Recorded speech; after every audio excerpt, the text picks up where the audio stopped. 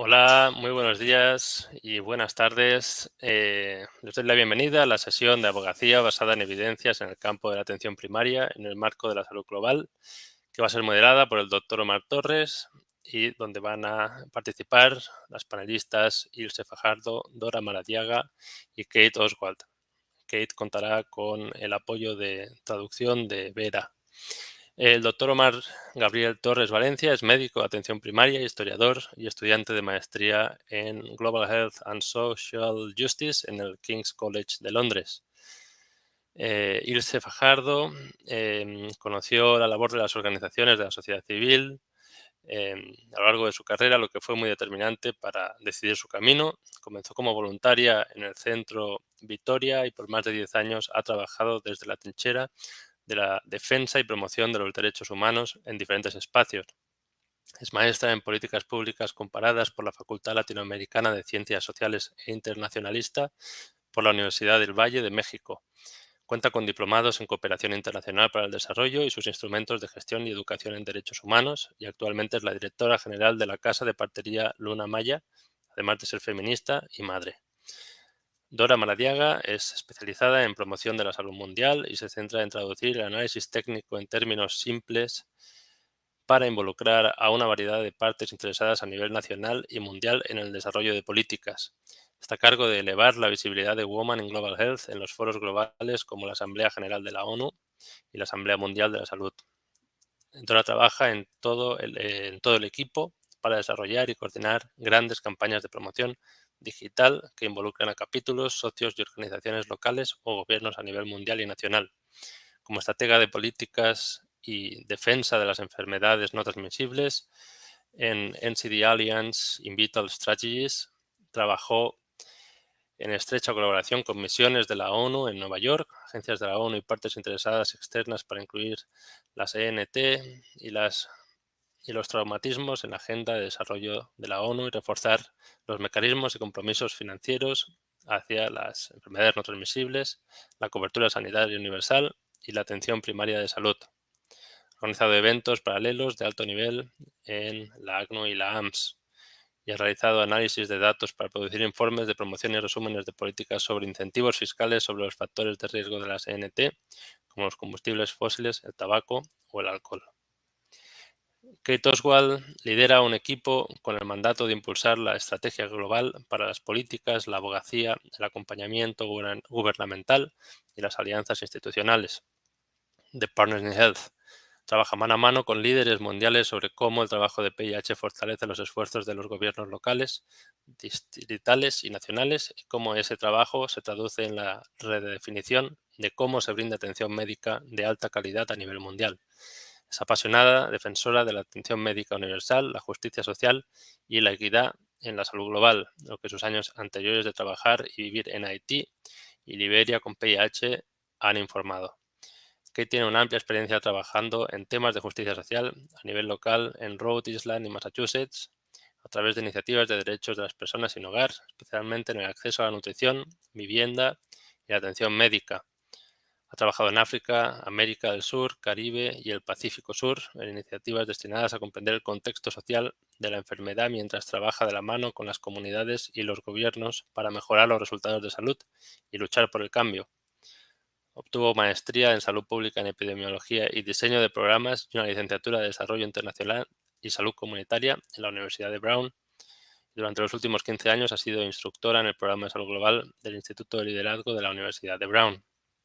Me gustaría comentarles que la intervención de Kate Oswald que escucharán ustedes será la traducida por Vera en español en esta sesión. Si quieren escuchar a Kate con su voz en inglés, pueden ir a la sección de escenarios del panel del Congreso y abajo encontrarán el acceso a la sala en inglés. Muchas gracias por su asistencia y le cedo la palabra al moderador Omar Torres. Muchas gracias, Zeus, por la introducción y muchísimas gracias a Kate, a Ilse, a Dora por estar acá. Este es un panel que teníamos mucho interés en hacer y estamos muy emocionados de tener a las ponentes que tenemos, específicamente porque queremos escuchar voces de mujeres. Cuando estábamos planeando esto, nos propusimos que fuera un panel exclusivamente de mujeres. La salud global es una disciplina que, al igual que el resto de las disciplinas, está atravesada por estructuras como el machismo y el patriarcado que eventualmente silencian ciertas voces. Y nos corresponde a nosotros desde adentro también ser y tener una autocrítica de nuestra disciplina para poder mejorar las condiciones a través de las cuales nos desarrollamos y en cómo ayudamos y apoyamos a nuestros pacientes y comunidades. El formato del panel es que cada una de ustedes va a tener una intervención de aproximadamente 2 a 3 minutos por cada pregunta. Pueden utilizar material audiovisual, como se les había comentado con anterioridad, y la idea es escucharlas. Queremos, adentrarnos en esta discusión y ver las cosas desde su perspectiva. Entonces, la primera pregunta en realidad son dos preguntas un poco mezcladas y justamente tiene que ver con el asunto de la abogacía. La abogacía es un término que no existe en español. Entonces, nos gustaría saber qué es la abogacía y si este es el término más correcto y qué es la abogacía en el contexto latinoamericano, qué es a lo que nosotros nos referimos cuando hablamos de abogacía en salud. Y podemos empezar contigo, Dora. Genial. Sí. Yo me dedico, como decía Zeus, a la abogacía global, que puede ser como diferente a nacional y estatal. Lo que hacemos en Women in Global Health es tener esta gama de todos los problemas que tienen las mujeres, especialmente las personas que se dedican al sector salud. Entonces, porque todo mundo hace abogacía sobre las enfermedades, todo mundo hace abogacía sobre otro tipo de cosas, pero nadie hace abogacía para las trabajadoras en salud, que son el 70% de las personas que trabajan en salud. Entonces, si no hacemos abogacía nosotros con problemas, como dices tú, del patriarcado que tenemos, no hay nadie que hable por ellas, tanto en la OMS como en la ONU. Perfecto. Muchas gracias, Dora. Kate, creo que ya llegó la traductora, entonces podemos continuar contigo. Sí, dame un minuto para conectarme, por favor, a la otra plataforma. Bueno, en lo que resolvemos este pequeño problemita técnico, ¿podemos ir contigo, Ilse? Claro, pues me parece que sí, justo en la misma línea de lo que comentabas, Omar. Bueno, creo que la abogacía es muy cercano a la incidencia en términos de derecho a la salud, y creo que es un concepto bastante abarcativo. Y tiene que ver con pues cualquier acción, ¿no?, que podemos hacer desde diferentes entornos, diferentes espacios, diferentes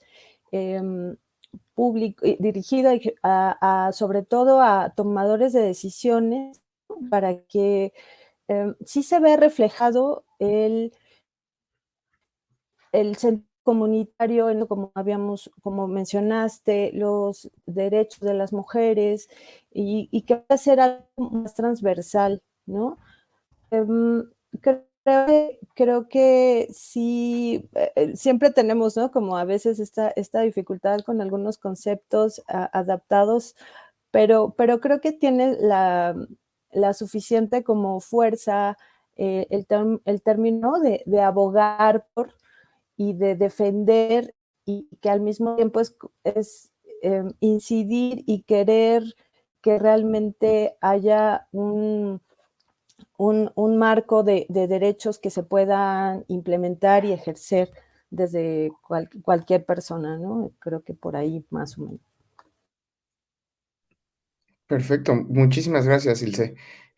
No sé si Vera, si ya tenemos como ese asuntillo técnico listo. Sí, ya estoy en la otra plataforma. Ya estoy en la otra plataforma. Perfecto. Igual la misma pregunta para Kate. Kate, tú que tienes un montón de experiencia trabajando en Haití específicamente, y cuando hablamos del contexto latinoamericano nos referimos a América Latina y el Caribe. Entonces, igual, o sea, nos gustaría saber qué piensas tú de este término, tú que eres nativa parlante del inglés. Y advocacy sí tiene como una carga distinta a lo que es abogacía en español. Entonces, ¿qué es abogacía en el contexto latinoamericano y si hay algunas otras alternativas como para nombrar esto que hacemos o intentamos hacer?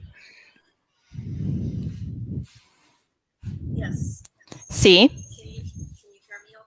¿Me pueden escuchar bien? Excelente.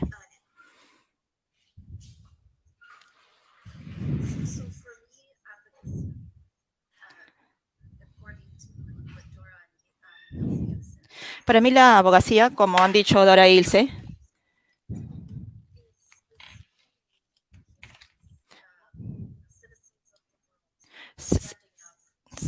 son los humanos, los ciudadanos del mundo que se levantan para luchar por los derechos que todos tenemos.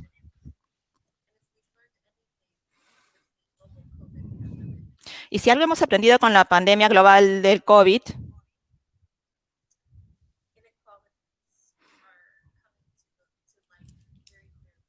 las desigualdades salen a la luz con todo esto y además muy claramente.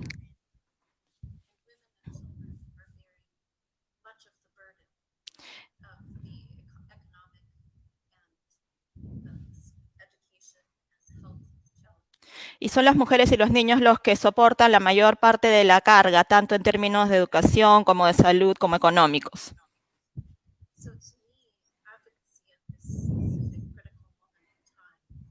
Para mí, entonces, la abogacía en este momento tan crítico del tiempo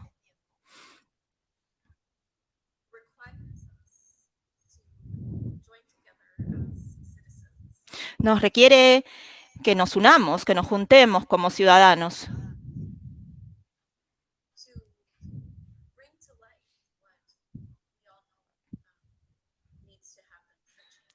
Para sacar a la luz todo lo que nosotros sabemos que es realmente lo que se necesita para lograr un cambio.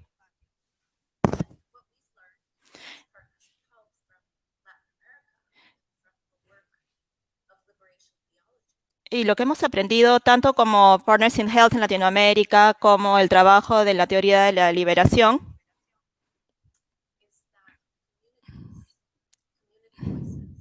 es que las voces de la comunidad son lo más importante.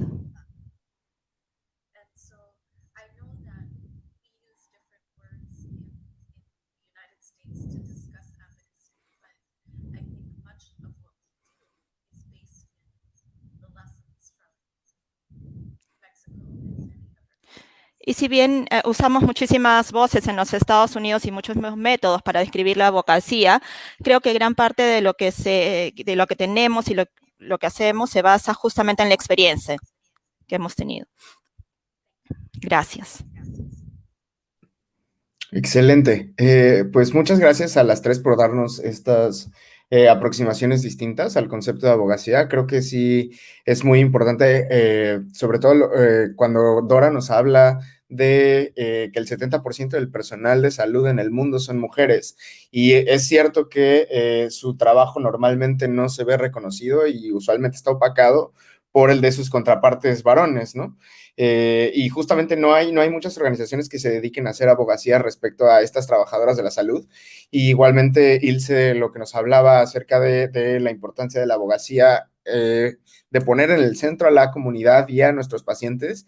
Y Kate, que nos cuenta que al final, más allá del término, pues todo se construye a partir de la experiencia que se va adquiriendo al trabajar directamente con estas comunidades, ¿no? Y que a lo mejor siempre le queremos dar una carga semántica a las cosas, pero a pesar de ello, lo importante es el trabajo que se realiza y que hay detrás de pues esto que se realiza para mejorar la salud de la comunidad.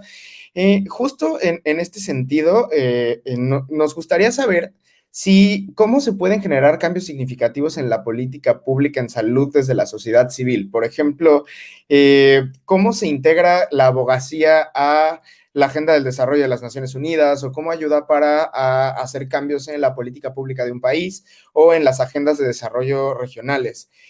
Dora, ¿qué nos puedes hablar al respecto? Gracias, Omar. Sí, si empieza las diapositivas, no sé si... sí, el caso es que ahora, ¿no?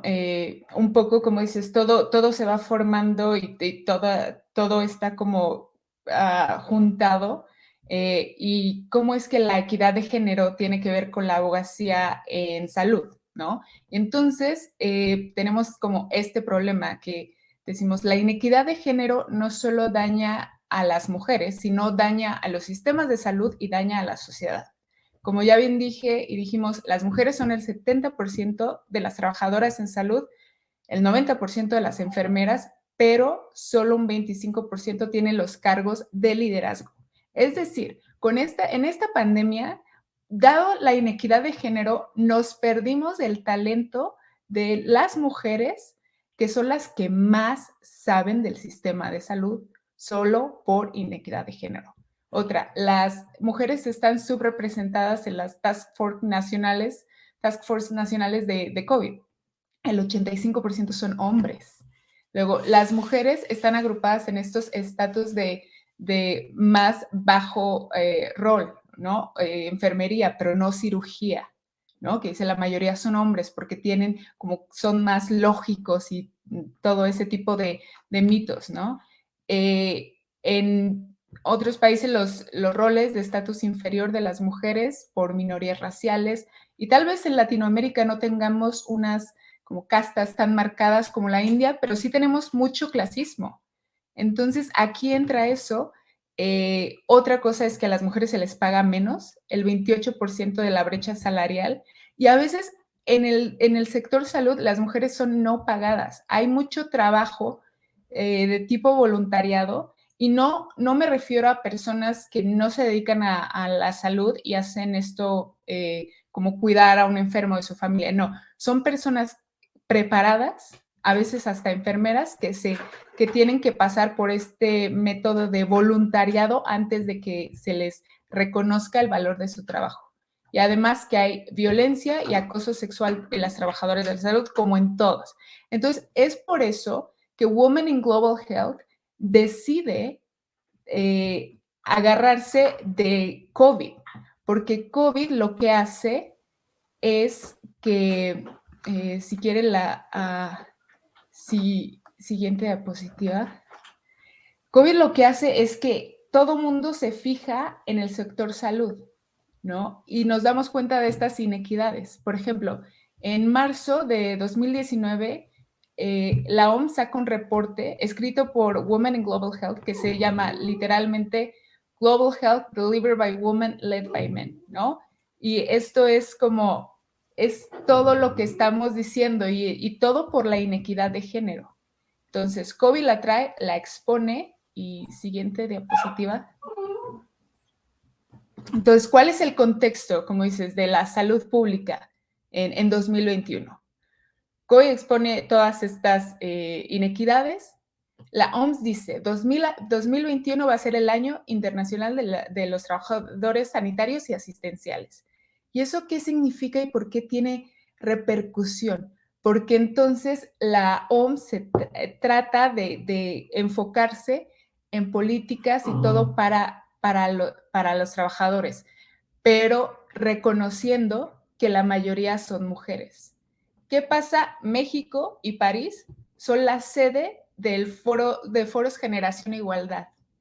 El caso es que estos foros todo mundo debería de saber de estos foros, no nada más si te dedicas a equidad de género, porque mis colegas de advocacy, de salud, no saben que existen estos foros. ¿Y qué tiene que ver la equidad de género con salud, ¿no? Francia, el gobierno de Francia y la OMS, hacemos una iniciativa de género para trabajadoras y en el sector salud y asistencial. Y ahora, ¿cómo todo esto que estoy hablando tiene que ver con México todo. Entonces, en mayo de 2021, en la Asamblea Mundial de la Salud, se pasan 2 resoluciones unánimemente, todos los países votan, y hay 2 resoluciones sobre el personal sanitario de salud. ¿Esto qué significa? La sociedad civil se puede agarrar de estas resoluciones que su país votó, todos, y decir, oye, tú internacionalmente dijiste esto. Porque si no hay nada escrito, y en el país no hay nada escrito sobre la inequidad de género en el sector salud, no, la sociedad civil no puede decir nada porque el país no sea como, no ha dicho que va a hacer algo. Entonces, esto es cómo se baja esta advocacy global a algo nacional. Entonces, cuando tenemos estas resoluciones, puede decir sociedad civil, tienes que hacer algunas leyes, ser más progresista, y es ahí como se da el cambio. Para mí, al final, la advocacy que yo quiero hacer es cambios en leyes para leyes progresistas, porque si no está escrito en una ley, no importa. Muchísimas gracias, Dora. Sí, creo que es una perspectiva súper importante y es algo que hemos visto a lo largo de toda la pandemia, relacionado también con esta campaña que hubo después de las iniciativas que lanzaron los gobiernos de la India y de Sudáfrica, por ejemplo, para que se hubiera una exención de algunos criterios sobre las patentes de las vacunas de COVID, ¿no? Y cómo la sociedad civil, pues agarrándose de los compromisos internacionales, ha tratado de hacer injerencia respecto a esta situación. Ahora, contigo, Ilse, justamente que tu asociación civil trabaja con cuestiones de partería y al final aquí vemos una cosa que es una afectación doble, ¿no? Porque en México y en América Latina normalmente las personas que usan, las mujeres que usan los servicios de partería y de parteras se encuentran en situaciones de alta vulnerabilidad. Y por parte de los sistemas de salud en América Latina, la partería ni siquiera se considera como una ciencia médica, ¿no? O sea, se tiene relegada hacia un costado, no se les reconoce su estatus, ni este conocimiento, ni el servicio que le brindan a la comunidad. Suele ser a veces incluso un trabajo que no es remunerado, ¿no? Y que pone en vulnerabilidad a las personas que reciben el trato de las parteras, a las parteras, al sistema de salud, a la comunidad en general. Justamente cómo la abogacía nos puede ayudar a cambiar este paradigma, qué es lo que nosotros podemos hacer para elevar este estatus de la partería y en vez de verlo como una situación ajena, integrarla al sistema de salud y generar un cambio que impacte de manera positiva a las pacientes. Sí, claro, en lo que mientras escuchaba a Dora, me parece que es un ejemplo clarísimo de proveedoras de salud, las parteras en México, ¿no? O sea, donde son discriminadas, donde son estigmatizadas, donde no se valora el trabajo, donde siempre está por debajo, ¿no? No hay una colaboración entre proveedores de salud. Entonces, creo que contextualizando, bueno, pues, ya digo, lo hemos mencionado en diferentes momentos, pero al final, pues, trabajamos, ¿no? En un contexto, pues, absolutamente adverso, ¿no? En México, pues, con tantas violencias sistémicas y una extrema desigualdad, más todo también lo que ya mencionó Dora, pues claro que yo le sumaría, además de leyes y este tipo de incidencia, digamos, de arriba para abajo, ¿no? De lo global a lo local, yo también creo que hay una parte de que en el imaginario colectivo, precisamente, o sea, partería versus sistema y la medicalización de toda la salud sexual y reproductiva de las mujeres, creo que ahí también hay un camino, ¿no? Que justo con el concepto, ¿no? De abogacía también abarca esa parte, ¿no? Además de lo legal, creo que tiene que haber como mucho más promoción, mucho más información y que bueno, como lo pongo acá, Luna Maya tiene esta postura y en el entendido que hay un montón de tipos de partería en nuestro país, como es diverso, y no hablamos, ¿no?, de toda la partería, sino de la partería que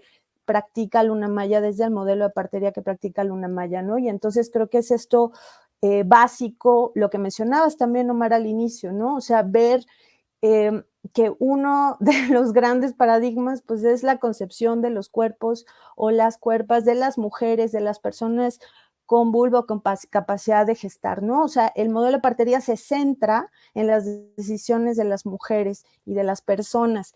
Entonces, creo que esta concepción que sí está cruzada con machismo y patriarcado y violencia, o sea, en el momento que realmente pues se pueda tener una autonomía, eso es como un punto central, ¿no? Para que pueda prosperar el resto de las políticas y esto que decía, ¿no? Como esta concepción del imaginario colectivo. Y por supuesto, lo que mencionabas, ¿no? La inclusión del modelo de partería en el sistema de salud, pero bajo estos principios y filosofía del modelo, ¿no? Respeto a los derechos humanos, no a la discriminación, donde las parteras tengan la autonomía y trabajen en colaboración y en red con otros proveedores de salud y no por debajo de ellos, ¿no? Y las escuelas de partería en México, bueno, es algo que se ha avanzado, por supuesto, pero bueno, hace falta mucho más. Y creo que aquí también es un punto clave, específicamente que las parteras con sus propias asociaciones, pues se sienten también con tomadores de decisión para que puedan realmente incidir, ¿no?, en las políticas públicas de salud a favor de las mujeres y personas con capacidad de gestar, y lo que mencionaba Dora, ¿no? O sea, como proveedoras de salud que sean reconocidas. Por ahí. Muchísimas gracias, Ilse. Creo que es un tema también súper importante y que al final justo va de la mano y conectado con lo que Dora comenta, ¿no? Y otro punto súper clave, y aquí esta pregunta específicamente para Kate, justo Dora resaltaba que solamente el 25% de las posiciones de liderazgo en salud global son de mujeres, ¿no? Y en este caso tú, Kate, como una mujer que se encuentra en una posición de liderazgo en salud global, y que pues, tenemos la fortuna nosotros de poder trabajar contigo y aprender de ti. ¿Qué podrías comentarnos acerca del impacto que genera esta acción de abogacía con tu perspectiva de género para el bienestar de las mujeres y de los pacientes en general? Excelente pregunta.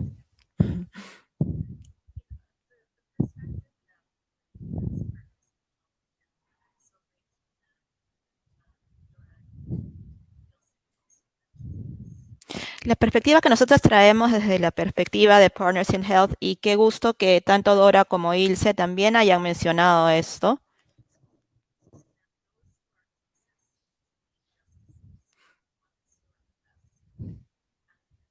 es que aquellos que están más cerca a las injusticias son también los mejores defensores de este tema, ¿no? Los mejores, los que tienen una mejor abogacía, digamos, del tema.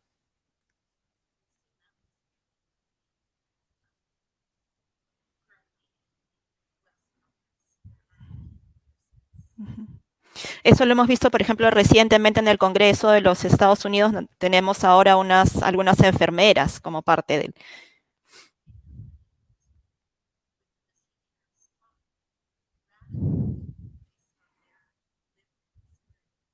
Y ellas han podido, a lo largo de unos pocos años, en realidad, hacer un cambio radical, y eso es basado en su propia experiencia,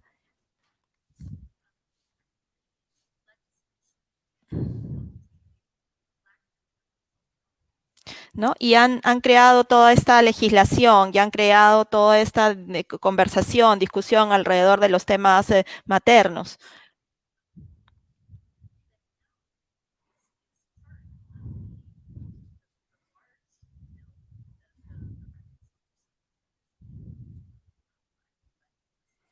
Y esto, toda esta conversación, toda esta discusión y esto que ellas han hecho se está convirtiendo en parte de esta nueva gran ley de reconciliación que se está votando en el Congreso en este momento.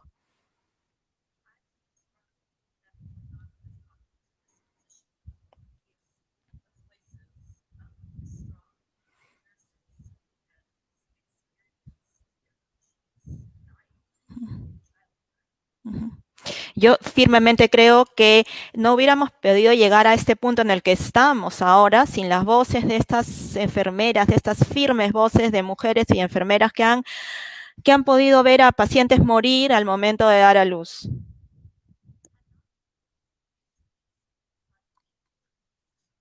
¿No? Y creo que si ellas no hubieran llegado y no hubieran votado por ellas para llegar a esta tremenda posición de poder que tienen ahora, no hubiera ocurrido.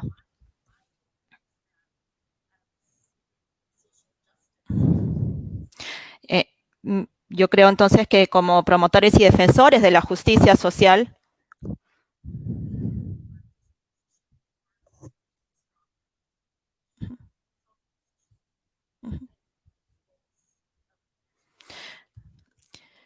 creo que podemos trabajar para poder poner a más mujeres con estas voces fuertes, sólidas y con una posición sólida en estos puestos, digamos, de importancia o de poder en nuestros diferentes países. Gracias. Excelente, Kate. Muchísimas gracias. Creo que justamente pues estas tres visiones desde diferentes latitudes y que trabajan con diferentes pacientes y diferentes temas, en general se complementan, ¿no? Y es muy interesante verlos con esta nueva perspectiva a través de este ojo y de este lente de género que normalmente nosotros, o sea, en la academia tradicional o en la atención en salud, cómo se nos enseña en las escuelas o cómo se ven los modelos de atención de salud, nunca tenemos esta perspectiva ni esta visión, ¿no? Y es difícil a veces poder quitar ese velo y tratar de ver más allá de lo que estamos aprendiendo, ¿no? Es un constante trabajo de desaprender cosas y aprender nuevos conceptos con la finalidad última de mejorar las condiciones de salud para todos. Respecto a esta iniciativa que nos comentabas, Dora, ¿pudieras elaborar un poco más sobre esto que están trabajando desde Women in Global Health? Sí, claro. Esta iniciativa se lanza en febrero y tiene varios momentos históricos, podemos llamarles, tanto en la Asamblea Mundial de la Salud, hicimos una reunión de alto nivel, como en esta Asamblea General de la ONU, hicimos otra reunión. Si pueden pasar la diapositiva, por favor. Entonces, esta iniciativa es porque la OMS, como ya dije, 2021 es el año internacional de los trabajadores de salud. Entonces, esta iniciativa se basa en 4 pilares. El primer pilar es incrementar la proporción de mujeres en puestos de toma de decisiones. Women in Global Health cuenta cuántos ministros de salud mujeres van a la Asamblea General. En este año fue el 26%. El año pasado, 23%. Es como un cuarto, ¿no? De todos los que van. Mientras somos un poquito más de la mitad de la población. Y somos, no solo esto, sino las personas que trabajan más en salud. Entonces, ¿qué más inequidad de género puede haber ahí, no? El segundo pilar es reconocer el trabajo, el valor del trabajo no remunerado y el pago equitativo. El tercer pilar es proteger a las mujeres en el sector sanitario contra el acoso sexual y violencia en el trabajo. Porque, ¿qué pasa cuando hay una pandemia? La gente, su primera reacción es aventar cloro a las trabajadoras de salud, no dejarlas ir en el transporte público. Entonces, ese tipo de, como decías, ese tipo de velo y reacciones, quitarlas, pero también debe de venir también del Estado de decir, esto no se debe de hacer. Entonces, siguiente pilar, asegurar condiciones decentes y seguras para todas. Esto es muy importante porque, es más, hasta ahora hay personas que son trabajadoras de la salud que no tienen acceso a vacunas todavía, mientras y aquí nos podemos meter en todo de vaccine equity y, ¿no? Todo eso. Pero también quiero recalcar que en este tipo de pandemias, todo el mundo está con este equipo de protección personal. Entonces, lo que pasa es que casi son unitalla, pero para hombres. El modelo está formado para un hombre de 1950, no se ha cambiado. Llegan ¿Y qué creen? Algunos países se les olvidó pedir tallas para mujeres.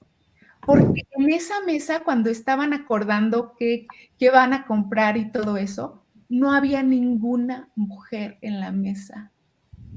Entonces tienes este equipo de protección que te queda grandísimo, que tienes que ajustar, mientras tienes esta pandemia de un virus que en cualquier cosita se te puede pegar. Entonces, ¿qué le estamos pidiendo aquí? Estamos pidiendo que países se comprometan mínimo a tener un pilar.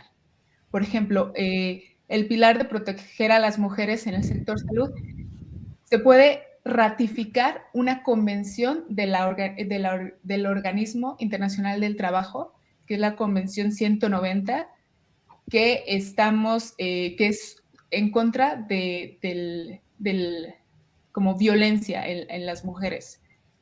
De los 193 países, solo 5 han ratificado esta convención y solo 2 la tienen como en fuerza en este momento, Fiji y Uruguay, de 193 países.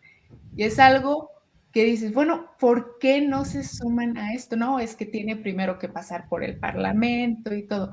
Entonces, esto es lo que Women in Global Health quiere hacer con los países. Entonces, cuando ya el país se compromete a esto, se baja a la sociedad civil. Y siguiente diapositiva. Entonces, ¿por qué hacemos esto? Porque nosotros creemos que hay un triple dividendo de género. El de salud, porque le das oportunidades a mujeres, las pones en tomas de decisiones. De género, incrementa la equidad de género, eso es bueno para todos. Y el dividendo de desarrollo, que refuerza el sector salud, el sistema de salud, incrementa los resultados, todo contribuyendo a la cobertura universal sanitaria, los objetivos de desarrollo sostenible. Muchísimas gracias, Dora. Creo que es también justo, pues vemos como que se repite, ¿no? Y es que en las decisiones que se toman en cuanto a sistemas de salud, en cuanto a atención clínica, en cuanto a prácticamente todo, no se incluye a las mujeres en estas posiciones donde se puede abogar por sus necesidades, tanto desde el lado del trabajo en salud como las personas que son recipientes de los cuidados en salud. Y justo en este tenor, Ilse, ahorita en América Latina, pues hay toda una ola de ebullición respecto a la salud reproductiva, salud sexual, salud reproductiva de las mujeres. Es algo que vimos que empezó en Argentina con estas iniciativas para la despenalización del aborto y hubo un buen de protestas, hubo unas intervenciones muy interesantes en los parlamentos allá en Argentina. Y pensando, por ejemplo, ahorita también con la idea, y el COVID lo ha hecho muy evidente, ¿no? Tenemos, por ejemplo, que las caras mediáticas de la respuesta en salud siempre son hombres, ¿no? Hugo López-Gatell en México, Fauci en Estados Unidos, Spahn en Alemania, son hombres. Me gustaría a mí saber, o que pudieras contarnos, cómo podemos nosotros integrar mejor a las mujeres desde la partería para, pues, tener como una mejor perspectiva y hacer una toma de decisiones responsables respecto a la salud sexual y reproductiva, especialmente ahorita en México, que es algo que se está discutiendo en diferentes parlamentos locales, que hay pues mucha presión para que eventualmente se haga a nivel nacional y en toda la región de América Latina, que es un tema que si bien en algunas partes del mundo dejó de ser un debate hace mucho, para nosotros todavía es algo como muy, pues que toca como fibras de mucho tabú en la sociedad, ¿no?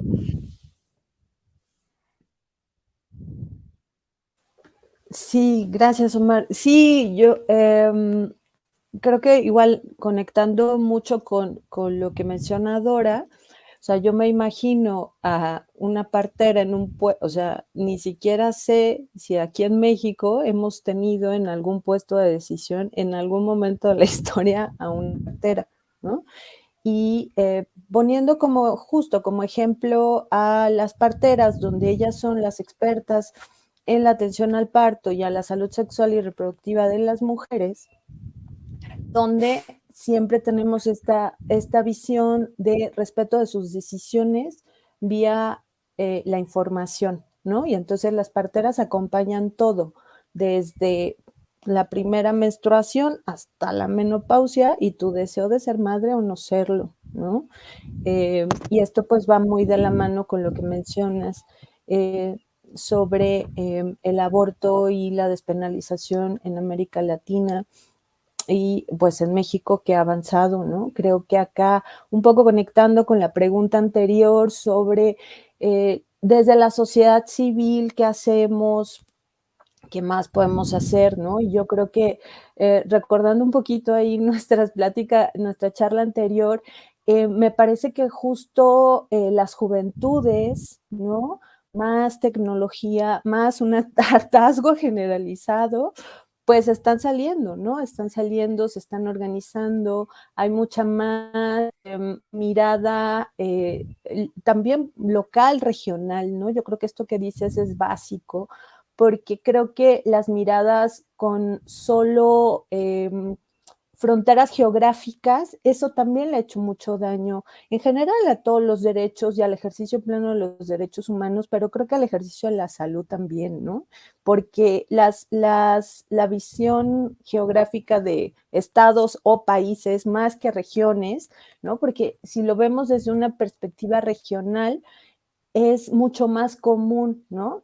Hay muchas más coincidencias que en un país como México, es enorme, ¿no? Entonces creo que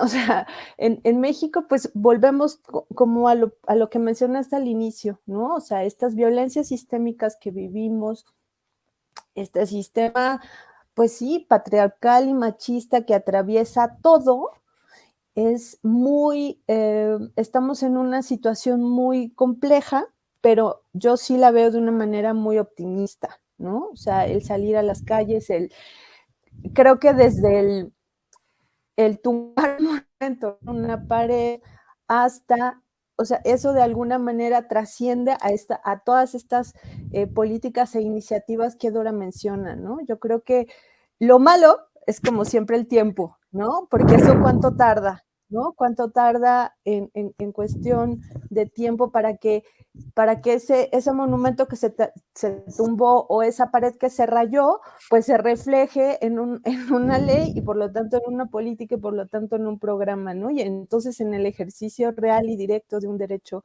como es el derecho a la salud. Pero yo sí veo como o sea, una ebullición diferente, claro, en un contexto muy adverso, pero me parece que pues va avanzando, ¿no? Muchísimas gracias, Ilse. Realmente ha sido o es un honor para mí poder moderar este panel porque las ideas van fluyendo y se conectan todas las cosas y de repente encontramos aristas que no son tan evidentes y que al final pues todo forma parte de un conjunto, ¿no? Justo con este asunto del aborto y lo que está pasando respecto al derecho de decidir en América Latina, vemos en algunos lados donde hay avances y en otros retrocesos. En el caso de Estados Unidos, lo que pasa en Texas, que tiene una gran población latina, que también usualmente las personas afroamericanas, las mujeres de origen latino, los migrantes son los que tienen las peores condiciones de salud y cómo están aventando atrás desde una legislación local algo que está aprobado a nivel federal, ¿no? Incluso creo que hubo unas denuncias por parte de personas que viven en otro estado a jueces que habían aprobado que se pudieran realizar estas interrupciones del embarazo, ¿no? Y lo que Ilse decía, creo que es súper importante, ¿no? El involucro de las personas jóvenes, justamente reclamando esos derechos que al final los derechos no nos los da nadie, ¿no? No es como que alguien llegue y nos los regale, sino que se tienen que arrebatar al poder. Y pensando en esto, que considerando que una buena parte de las personas que están con nosotros hoy en este panel son estudiantes, son personas que están en su formación médica, en su formación en enfermería, en su formación en diferentes áreas que tienen que ver con la salud o incluso fuera de la salud, pero que tienen un interés por la salud como el derecho humano. ¿Qué podemos hacer? ¿Cómo podemos retomar y promover la conversación sobre la importancia de la abogacía entre la gente joven? ¿Qué poder tienen las personas jóvenes, los estudiantes, la gente en formación para mostrar este descontento, como dice Ilse, y eventualmente traducirlo en una política pública como comentadora?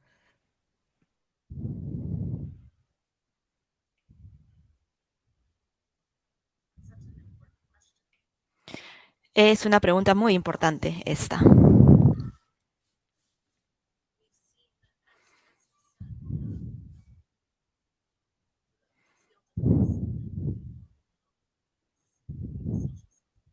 Hemos visto, como bien has dicho, ¿no? Que el campo de la medicina y la salud global son una ciencia global.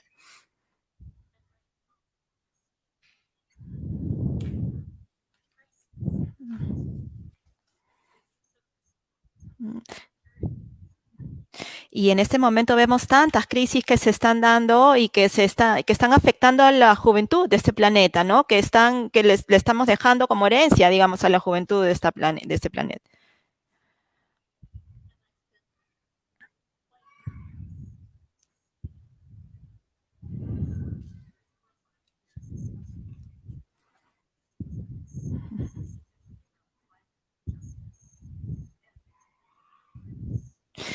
Y yo realmente estoy muy impresionada de poder ver todo este trabajo y todo este movimiento de la gente joven actualmente alrededor de diferentes problemas como el ambiente, como la justicia, como la salud sexual y reproductiva.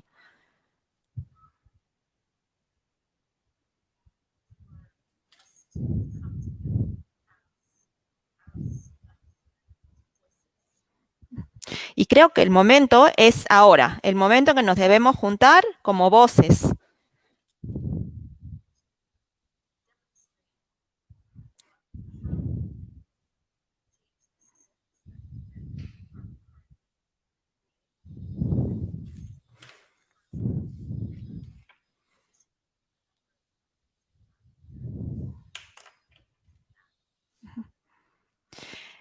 Es el momento, como les decía, en que nos podemos juntar como voces, todos juntos, para buscar la forma de cambiar los sistemas, esos sistemas que no nos permiten avanzar, que crean inequidades y que hacen incluso que gran parte de nosotros, los países en Latinoamérica, en lugar de poder avanzar, estemos más bien retrocediendo.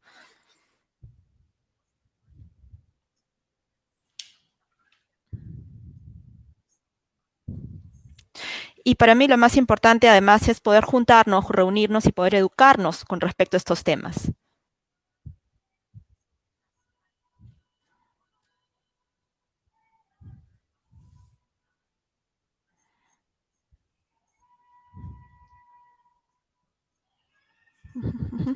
Yo estoy muy sorprendida por lo que tanto el doctor Omar como una serie de alumnos universitarios en México han podido trabajando lograr este año.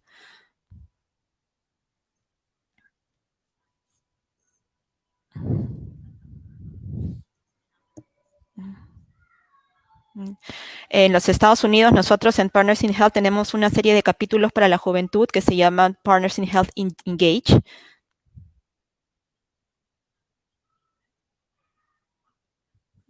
En México los llamamos los embajadores.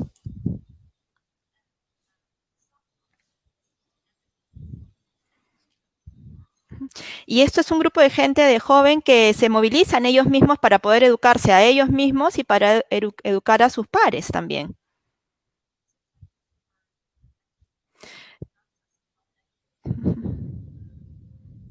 Para luchar por la equidad, no solamente la equidad en términos de salud, sino la equidad en general.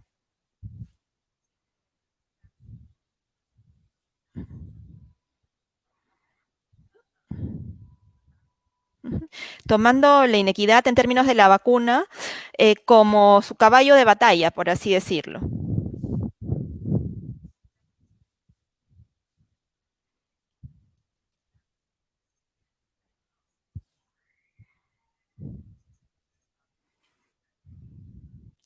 Y con ello demostrar de esta forma que necesitamos estos bienes públicos a nivel global para todos, tanto en términos de vacunas como de diagnósticos, como de tratamientos.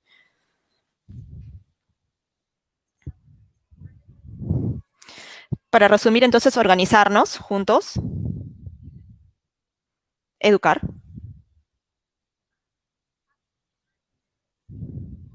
tener la valentía para hablar, expresarnos,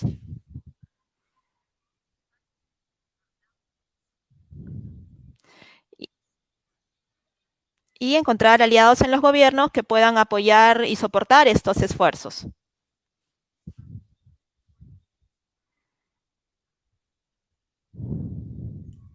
Esas son formas realmente importantes en que la juventud puede tener una voz realmente hoy en día.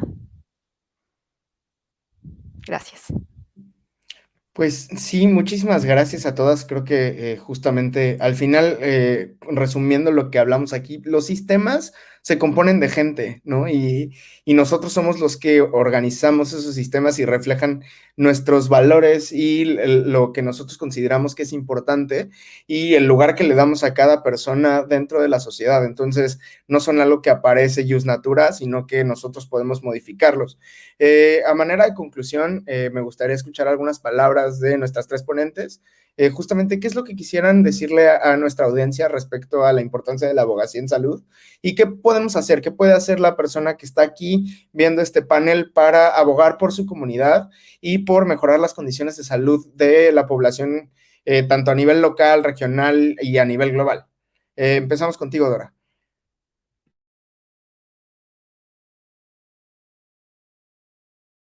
Creo que estás muteada. Sí, ya, gracias por preguntar esto. Sí, y justamente, ¿qué es lo que puede hacer los estudiantes y la gente joven viéndonos? Lo que pedimos es apoyen a Women in Global Health, métanse a la página, es womeningh.org, y como organización también pueden hacer un compromiso para la iniciativa, especialmente si tienen trabajadoras en salud. Tenemos toda una página que es genderequalhkw.com y ahí para que es desde individual hasta la organización, abogar por los problemas de las mujeres en el sector sanitario, asistencial y en cualquier sector, invitar a otras organizaciones, amplificar nuestro trabajo y promover la equidad de género, ya que es negocio de todos porque daña a toda la sociedad en sí. Gracias. Muchísimas gracias por invitarme. Muchas gracias por estar con nosotros. Ilse. Muchas gracias también. Creo que para que haya participación debe de haber condiciones para que las personas, y en este caso las personas jóvenes, puedan participar. Y creo que en este caso las organizaciones, desde organizaciones de base hasta organizaciones internacionales, tenemos que proveer y promover que realmente haya condiciones de participación para personas que no están en esta posición de privilegio, que sí tenemos las organizaciones en muchos sentidos, ¿no? Entonces creo que es como restarnos protagonismo a veces y crear condiciones para que haya más participación de la sociedad en general y en este caso de las y los jóvenes. Muchas gracias. Muchísimas gracias por estar con nosotros, Ilse, y compartir tus perspectivas con la audiencia. Kate.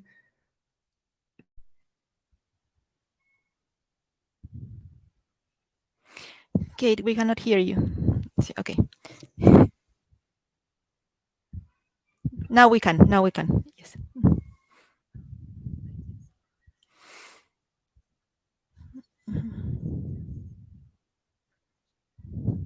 ¿No? Bueno, he mencionado que necesitamos poder involucrarnos y poder estar todos juntos, pero yo mencionaría este tema del compromiso de Partners in Health.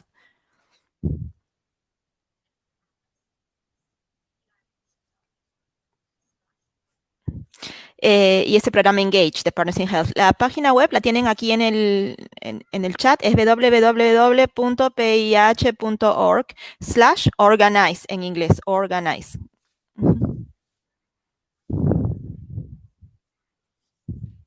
Actualmente contamos con capítulos tanto en México como en Perú.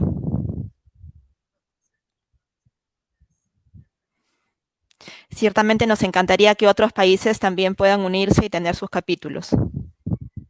Muchas gracias. Pues muchísimas gracias a nuestras tres ponentes. Creo que ha sido un panel muy interesante, donde pudimos ver como las distintas implicaciones que hay en la salud global, para la salud global, desde una perspectiva de género, desde diferentes niveles de organización, justamente desde Ilse, que nos comenta de la organización comunitaria y sobre todo de darles y dejarles esa voz a la gente que no tiene el privilegio de hablar como nosotros, hasta las organizaciones grandes como Women in Global Health y Partners in Health, otras organizaciones como Médicos Sin Fronteras, etcétera. Y probablemente lo que yo creo que todos compartimos como mensaje para la audiencia, pues es que se organicen y que busquemos la manera de incidir de la manera que podamos, ¿sale? No hay acción pequeña, al final los sistemas somos todos y nosotros podemos generar este cambio sistémico desde nuestra formación para todos los estudiantes que nos están viendo, empezando por no aceptar que a veces en la formación médica y en salud nos dicen que las cosas son así y no hay nada que hacer, no quedarnos con esto y buscar cambiar las cosas, ¿no? Abogar porque la partería se le reconozca todo el conocimiento que tiene por centrar al paciente en el modelo de atención y que no sea médico-céntrico o personal de salud céntrico, y por atajar estas injusticias de base. Muchas veces la enfermedad siempre se manifiesta antes de la clínica y podemos intervenir en eso y mejorar las condiciones de salud para todos. Muchísimas gracias por acompañarnos el día de hoy y esperamos que este panel haya sido de utilidad para todos. Y pues que tengan muy bonito día. Muchas gracias por estar aquí. Muchísimas gracias, Omar y panelistas. A continuación vamos a seguir con la sesión de violencia en la formación médica, pero antes vamos a dar una breve pausa. Esperen 2 minutos y nos conectamos de nuevo. Gracias.